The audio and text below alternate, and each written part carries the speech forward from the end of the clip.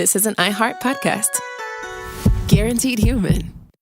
With no fees or minimums on checking accounts, it's no wonder the Capital One bank guy is so passionate about banking with Capital One. If he were here, he wouldn't just tell you about no fees or minimums. He'd also talk about how most Capital One cafes are open 7 days a week to assist with your banking needs. Yep, even on weekends. It's pretty much all he talks about, in a good way. What's in your wallet? Terms apply. See CapitalOne.com/bank. Capital One, N.A., member FDIC. Hi, Kyle. Could you draw up a quick document with the basic business plan, just one page, as a Google Doc, and send me the link? Thanks. Hey, just finished drawing up that quick one-page business plan for you. Here's the link. But there was no link. There was no business plan. I hadn't programmed Kyle to be able to do that yet. I'm Evan Ratliff, here with a story of entrepreneurship in the AI age. Listen as I attempt to build a real startup run by fake people. Check out the second season of my podcast, Shell Game, on the iHeartRadio app or wherever you get your podcasts. Welcome to Stuff You Should Know from HowStuffWorks.com.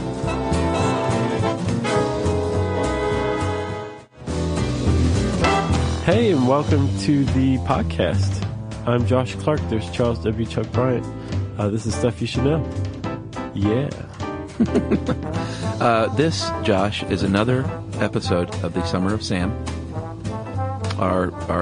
Oh, this kid is good. Yeah, our friend Sam Teagarden is programming our show here and there. Hey, Sam. And Samson and How Lion Taming Works, which is also written by Debbie Ronka, my buddy.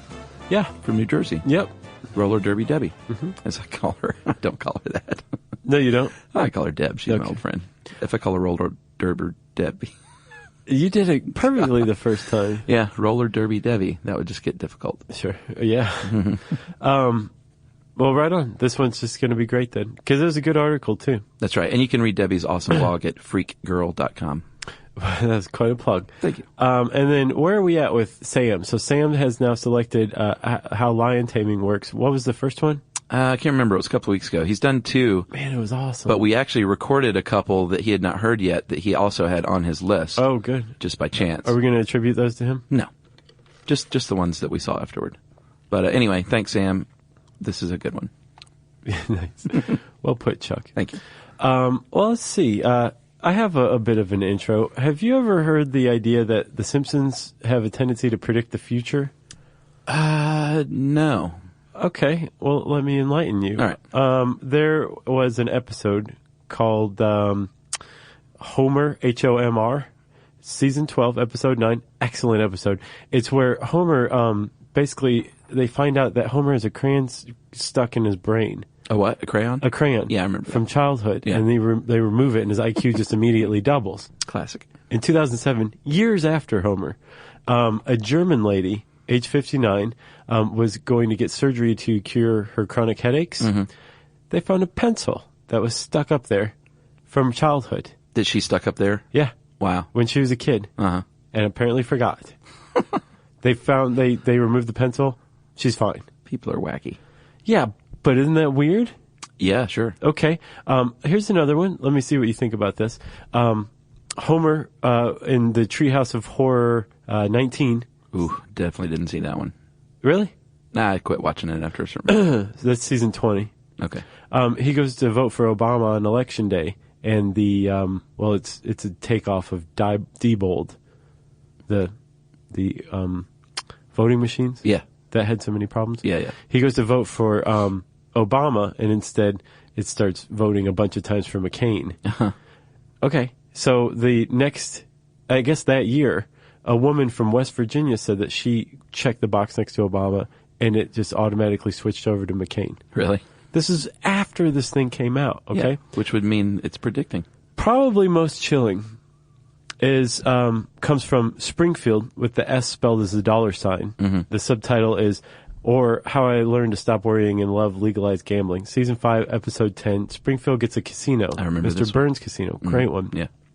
And in it are 2 characters who are obviously based on Siegfried and Roy. Yeah. And they're with their white tiger, Anastasia. Yeah. She loves the city, yeah? Yeah. And Anastasia flashes back to when she was caught in the wild by Siegfried and Roy, who shot her with a tranquilizer gun, and spits out her little bubble pipe and her little beanie and attacks one of them. Yeah. This is a full 10 years before the attack of Roy Horn in 2003 during a show at the Mirage in Las Vegas, where one of their white tigers attacked him. Montecore attacked Roy. That's right. And basically just ended their career right then. Yeah, I think on that one, like if you're going to write a Simpsons episode aping Sick Green Roy, what else are they going to do? You're going to have the lion eat him. Okay. Or the tiger, I'm sorry. You raise an excellent point here, Chuck. But it's still remarkable. It is, but you raise a very good point. And the point is, I think everybody who sees someone interacting with the tamest wild animal you could possibly imagine still will not be surprised if that animal kills the person. Yeah. Because, as Jack Hanna put it, very appropriately, I think, and Jack Hanna, he was the original Steve Irwin, right? Yeah, sure. He said, you can train a wild animal, but you can never tame a wild animal. And that's a really big, important point in the world of, I guess, lion taming. Yeah, and another famous lion trainer / tamer, we're going to probably interchange those words, said you can't tame a lion because if you did, that there would be no act. Yeah, okay. Like part of the act and part of the thrill of this for people is the fact that these are wild beasts, and if it was a penguin, right, it wouldn't be very exciting. No, it wouldn't. Although, I'd like to see that. A trained penguin? Well, yeah, putting your mouth in it, head in its mouth, and cracking the whip. That'd be fun. Yeah, it would be. It would be really mind-blowing if the penguin was dressed like a lion tamer and you were treating it like a lion. Okay, I've got another lion tamer quote for you then, smart guy. All right. Gunther Gebel-Williams. Yeah, he was the one I saw growing up. Okay. At the Ringling Brothers. He said a wild animal is like a loaded gun. It can go off at any time. Yeah. So let's end the intro with that. Okay. Let's talk about lion taming. You brought up a really good point, Chuck. If you are in this world these days, it's not lion tamer, it's lion trainer. Yeah. Or wild animal trainer. Yes. Because none of these people think that they have a tame animal on their hands. No, it's sort of the hubris of some of these early jerks that we'll talk about right now. 1819 was kind of when it all got going. Yeah. A Frenchman named Henri Martin. Hey to our French listeners. He was a retired horse trainer, and he thought, you know what, I'm going to try and work with a tiger, which is very different than what anyone's ever seen before. And he had a method where he worked himself into the cage little by little, like just my presence, then I'll stick an arm in, then I'll stick my head in. Take a couple of scratches. Yeah, here and there. And then eventually he found himself earning the trust of the big cats over time, and he would find himself completely in the cage. So he was the first dude, period, I think. First American. He was the first known, what you would call lion tamer. Yeah. First American was a guy named Isaac van Amberg, and he was around in 1833, and he was what I meant when I said jerks, because he would apparently like beat these cats with crowbars and use very violent tactics. Yeah, and he had a pretty good excuse for it, or justification, didn't he? Is that sarcasm? Yeah. Okay. Yeah, he was a biblical guy, and he would actually act out biblical scenes with these animals. And his big defense was Genesis 1:26. And God said, "Let us make man in our image, after our likeness, and let them have dominion over the fish of the sea, the fowl of the air, over the cattle, and over all the earth, and over everything creeping that creepeth upon the earth." Creep. And I just like the Bible saying creepeth.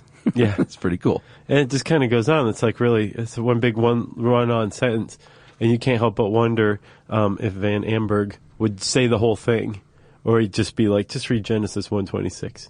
Yeah, his his finishing move was sort of insult to injury after he would do all this stuff. And of course, he's not beating them with a crowbar in front of people, but apparently that's how he trained them to begin with, out of fear and injury. And he would finish his shows by making the lions lick his boots. Oh man, what a jerk. I know, after all that, after suffering at his hands. You know what would have been awesome would be to see the steam man of the prairie beat the tar out of Van Amberg. Yeah. You can reference our exoskeleton cast for that one. Right? Yeah. All right. Have you seen Fast, Cheap, and Out of Control? No. Is that about robots? Oh, you got to see that. It's Errol Morris documentary, and it was about a topiary gardener, a robot scientist, and a lion tamer, and how all these things sort of intertwined. Oh, there was one more, a mole rat specialist.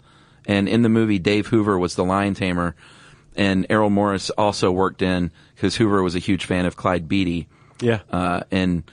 Errol Morris worked in this old black and white footage, and Clyde Beatty was almost the fifth character of that documentary. Oh, yeah? Yeah, it's really, really great. Okay, I have a really good wild animal tamer documentary.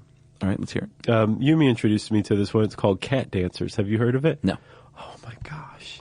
It's so heartbreaking. It's ridiculous. Really? It's about this group of people who, like, have their own thing going on and love one another and love their big cats. Uh-huh. And then just things keep going wrong. Oh, really? It's a really great documentary. It's one of the best I've ever seen in my entire life. Wow. You know, I'm going I'll to throw see. this one out there, too, as one of my favorites. So. Okay, go ahead. No, Fast, Cheap, and Out of Control. Oh, okay. Oh, well, there. It's both on the table. It's crazy, though, that this podcast features two of our favorite documentaries. Yeah.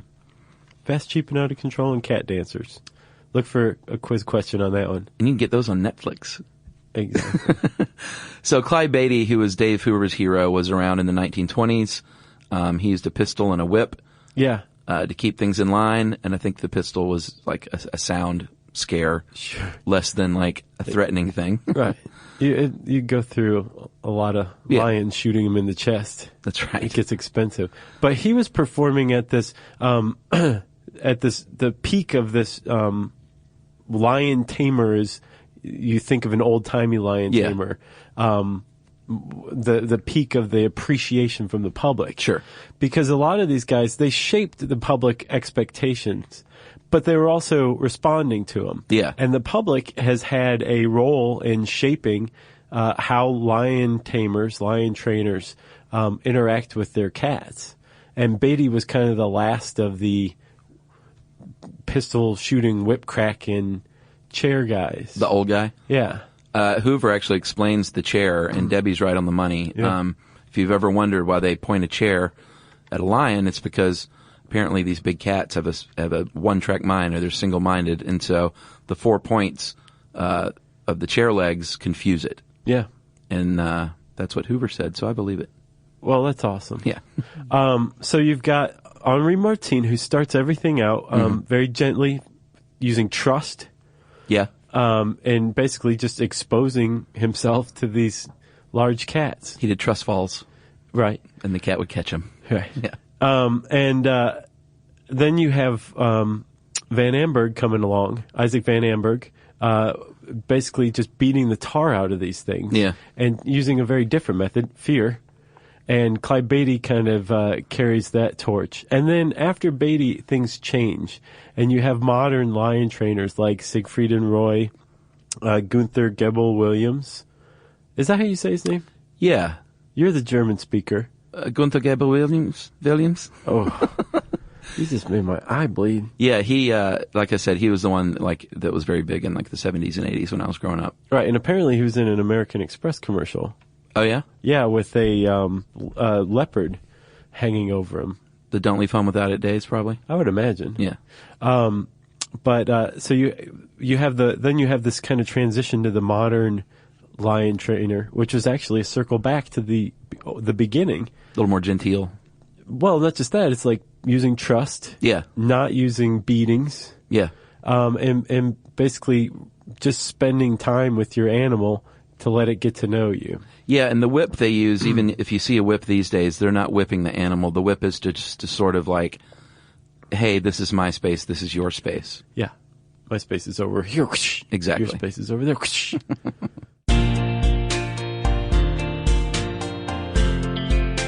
Stuff you should know. Hi, Kyle. Could you draw up a quick document with the basic business plan? Just one page, as a Google Doc, and send me the link? Thanks. Hey, just finished drawing up that quick one-page business plan for you. Here's the link. But there was no link. There was no business plan. It's not his fault. I hadn't programmed Kyle to be able to do that yet. My name is Evan Ratliff. I decided to create Kyle, my AI co-founder, after hearing a lot of stuff like this from OpenAI CEO Sam Altman. There's this betting pool for the first year that there's a one-person billion-dollar company, which would have been like unimaginable without AI, and now will happen. I got to thinking, could I be that one person? I'd made AI agents before for my award-winning podcast, Shell Game. This season on Shell Game, I'm trying to build a real company with a real product run by fake people. Oh, hey, Evan. Good to have you join us. I found some really interesting data on adoption rates for AI agents in small to medium businesses. Listen to Shell Game on the iHeartRadio app or wherever you get your podcasts. The moments that shape us often begin with a simple question. What do I want my life to look like now? I'm Dr. Joy Harden Bradford, and on Therapy for Black Girls, we create space for honest conversations about identity, relationships, mental health, and the choices that help us grow. As cybersecurity expert Camille Stewart-Gloucester reminds us, we are in a divisive time where our comments are weaponized against us. And so what we find is a lot of Black women are standing up and speaking out because they feel the brunt of the pain. Each week, we explore the tools and insights that help you move with purpose, whether you're navigating something new or returning to yourself. If you're ready for thoughtful guidance and grounded support, this is the place for you. Listen to Therapy for Black Girls on the iHeartRadio app, Apple Podcasts, or wherever you get your podcasts.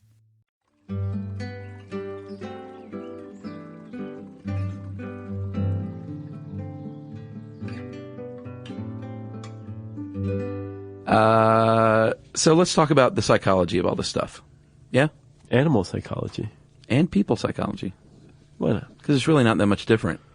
B.F. Skinner is a person psychologist, very famous one. Yeah, he created the Skinner box. That's right. And raises children in it. Oh, is that what's his face? Huh? I don't know. I thought you were talking about the kid that was kept in isolation. Arthur? Oh, baby Albert. Albert. No. That's totally different. Okay. That was fear extinction that they were studying. Gotcha. This is conditioning that Okay. Skinner was all about. So operant conditioning is what we're talking about, and that's basically connecting a behavior with a signal and giving the animal a reward. Yeah. It's pretty much a 1, 2, 3 cycle. Yeah, it's basically saying like you did something that's even remotely close to what I want you to do. Yeah. So here's some food. And now you kibble. have the animal's attention. Yeah. Like, oh, where did that come from? Right. Now you kind of shape that behavior where it's like, come on, let's try turning to the right. And then if they move to the right, they get a little bit of food. And maybe if they turn all the way to the right, they get a bunch of food. Yeah. And then you have, say, you're leading them with the stick. Yeah. So eventually you remove the stick and replace it with something like a snap or a clap. Yeah. Or hey, up. Yes. You hear a lot of that. And all of a sudden you have an animal that can turn in a circle when you do what you just did. That's right. And that's called classical conditioning. Well, it starts with operant and moves into classical conditioning. Operant, then capturing, then shaping, then classical conditioning. And capturing and shaping are part of operant. Exactly. Yeah. Should we talk about Christian the Lion, I guess? I don't see how we can't. It is real, people. If you've seen this on the YouTube, it is not made up. Are you sure? Oh, yeah. Like, you realize what you're saying here, man. Dude, it's as real as, like, anything in history that happened. Okay. Like, I've seen the documentary about it.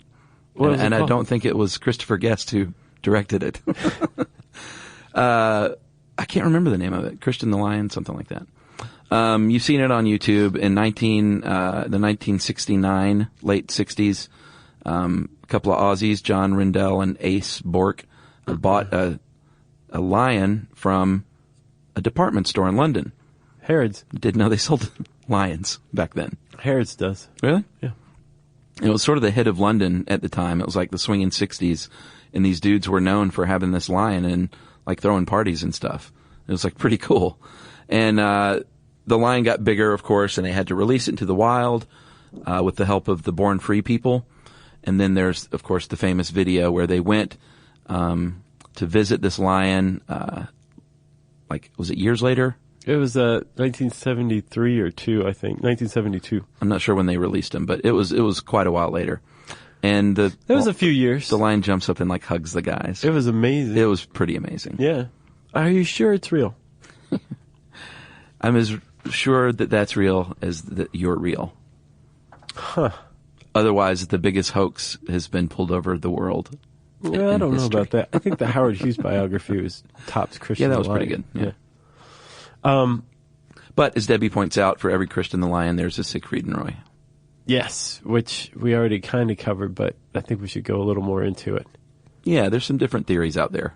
So in 2003, they were, Siegfried and Roy were doing their thing, and apparently they had I think 3,000 of these performances under their belts already. Yeah. They were working with Montecore, who was one of their tigers, who they'd raised from a cub, and he was now 7 years old. So they knew this tiger intimately, like they were its parents for all intents and purposes. Yeah, and that's one of the keys, too, with lion taming is that you raise them from a cub. They're not going out and getting these tigers from the savannah that are grown and then taming them. So the Simpsons were wrong in that respect. Sure. But so during this performance, something happened. Montecore grabbed Roy by his windpipe and dragged him off stage. From the outset, Roy, by the way, is now partially paralyzed and has a crushed trachea because of this. But from the outset, from the moment he regained consciousness, Roy said, "Do not destroy Montecore." He was like, something happened. He wasn't trying to hurt me. He was trying to protect me. Yeah. And he was just dragging me away from whatever it was. Roy suggested that possibly he had a stroke and that freaked out the tiger. Yeah. The tiger picked up on it. It's also been theorized that a woman, this is almost like the lone gunman theory. Actually, this is the one I believe. A woman with a beehive hairdo sitting toward the front row, or possibly in the front row, was like distracted and confused the tiger. Yeah. Which I guess maybe the tiger was trying to get Roy away from the beehive. Well, what happened, the accounts I read, is that this tiger became transfixed on this lady and like started walking toward the lady.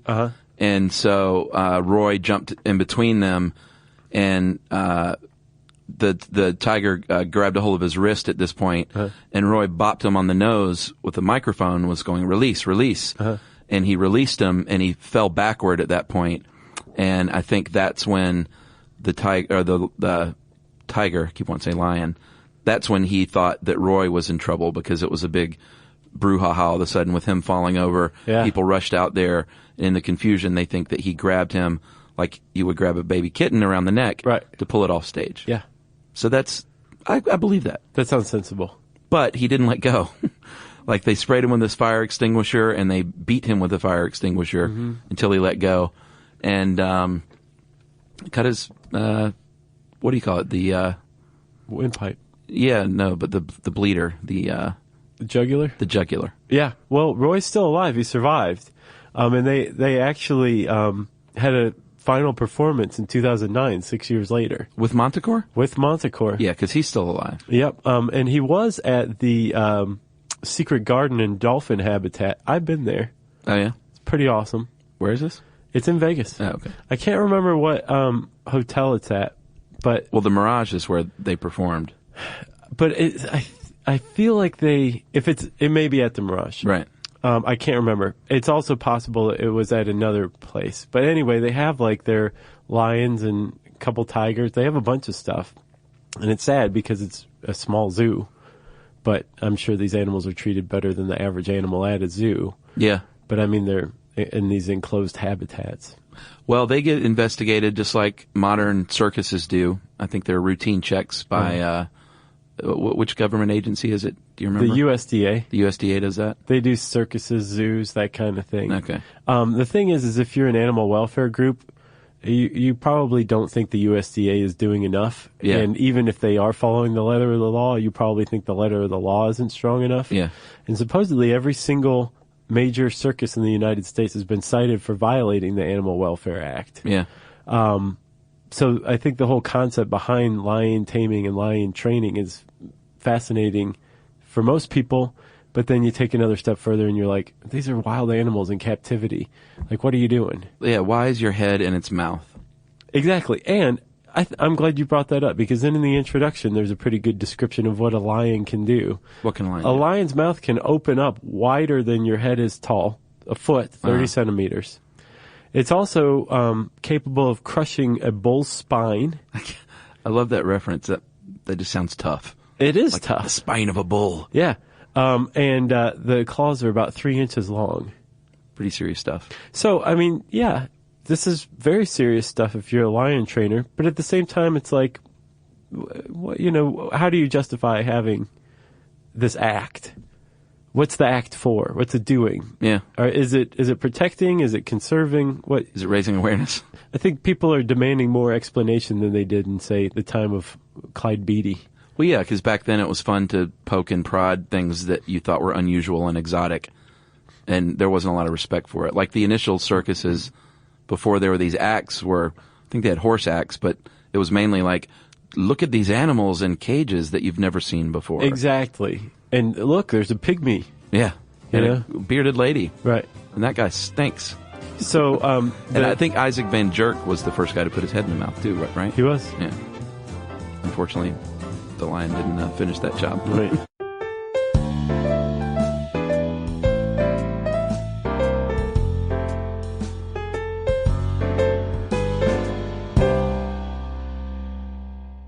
Hi, Kyle. Could you draw up a quick document with the basic business plan, just one page, as a Google Doc, and send me the link? Thanks.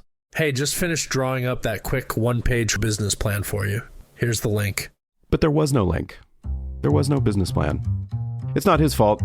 I hadn't programmed Kyle to be able to do that yet. My name is Evan Ratliff. I decided to create Kyle, my AI co-founder, after hearing a lot of stuff like this from OpenAI CEO Sam Altman. There's this betting pool for the first year that there's a one-person billion-dollar company, which would have been like unimaginable without AI, and now will happen. I got to thinking, could I be that one person? I'd made AI agents before for my award-winning podcast, Shell Game. This season on Shell Game, I'm trying to build a real company with a real product run by fake people.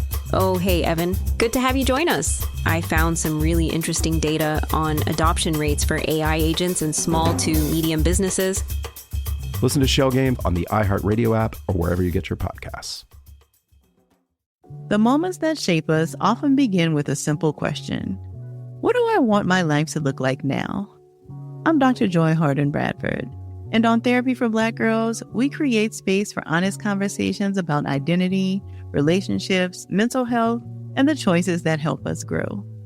As cybersecurity expert Camille Stewart-Gloucester reminds us, we are in a divisive time where our comments are weaponized against us. And so what we find is a lot of Black women are standing up and speaking out because they feel the brunt of the pain. Each week we explore the tools and insights that help you move with purpose, whether you're navigating something new or returning to yourself. If you're ready for thoughtful guidance and grounded support, this is the place for you. Listen to Therapy for Black Girls on the iHeartRadio app, Apple Podcasts, or wherever you get your podcasts.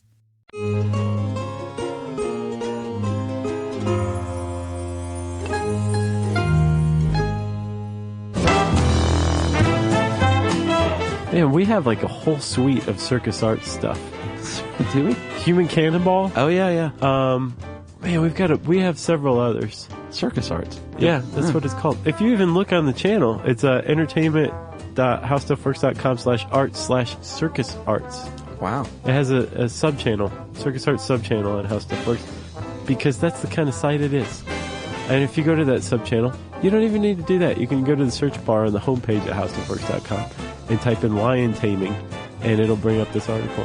Yeah, I think I know we talked about something else because I mentioned that I go to the Big Apple Circus when it comes through town. Yeah. I remember talking about that. And that's the one where they have like a horse. They still have the equestrian show and like dogs jumping through hoops.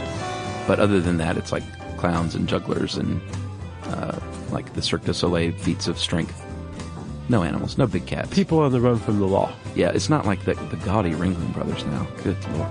I haven't seen the circus in, I can't even tell you how long. You should check out the Big Apple Circus. Oh yeah? Yeah, it's neat. All right, we'll check it out. It's like very small and intimate. It feels like what you might expect a circus 100 years ago to be like. Will you send me an email when it's coming? I will. Okay. Okay. I said search bar, by the way. All right. So that means listener mail? Yeah. This is from, I'm going to call this, we helped someone kick heroin. Did you read this? Awesome. Hey guys, I've been meaning to write you for a very long time. I've been listening to you pretty much since day one, learning and loving every step of the way. However, it was almost a year ago I chose to check myself into drug treatment. See, I am a Marine, female Marine, no longer active duty, but when I was injured, I was given a lot of painkillers and ended up getting addicted to those, and that eventually led to me getting strung out on heroin for years. What does this have to do with you? Well, heroin detox is one of the worst things you can imagine. We were not allowed to listen to music or watch TV or pretty much do anything but classes and groups. I agree that it helped me being in a media blackout, but I did beg the staff to let me listen to you guys. To my amazement, my doctor was a fan of yours and approved it. Awesome. So while I was going through the worst of it, you were both there with me. I will spare you the details. So August 15th is not only... I think we've both seen the Seinfeld where Elaine's dating the guy who's kicking heroin. Did she date a guy kicking heroin? Yeah, don't you remember? I don't think I remember that. You should check that one out. Sorry, go ahead. So now August 15th is not only my birthday, I'm 29 this year, but also my first birthday off drugs. Oh, congratulations. I wanted to thank you for what you've done for me, and I'm going to go back and listen to them all again. I know it is a lot to ask, but a shout-out would make my day. Dude. And Elaine Turley. Elaine, don't tell me that's a coincidence. Well, it's A. It's spelled with an A. Oh, Elaine. okay. She says Semper Fi from Elaine Turley. That's awesome. And then she says, P.S. Marines are the few and the proud. Female Marines are the fewer and the prouder. Nice. So, way to go, man. Yeah, congratulations. And when I say man, Elaine. I mean lady. That's pretty awesome. Yeah. Yeah. You kicked heroin with us. That's amazing. Yeah. Can't even think about that. Wow, man, that was a mind blower, Chuck. Pretty good one. If you have a mind-blowing story that relates to us, even if it doesn't, that's cool. But if it does, wow, that's even better. You can tweet to us at SYSK Podcast. That's our Twitter handle. Facebook.com/Stuff You Should Know is where we dwell on Facebook. You can also send us an email to stuffpodcast@discovery.com.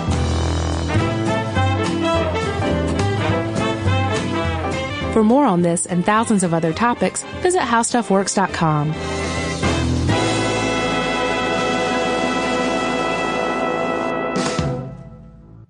Hi, Kyle. Could you draw up a quick document with the basic business plan? Just one page, as a Google Doc, and send me the link? Thanks. Hey, just finished drawing up that quick one-page business plan for you.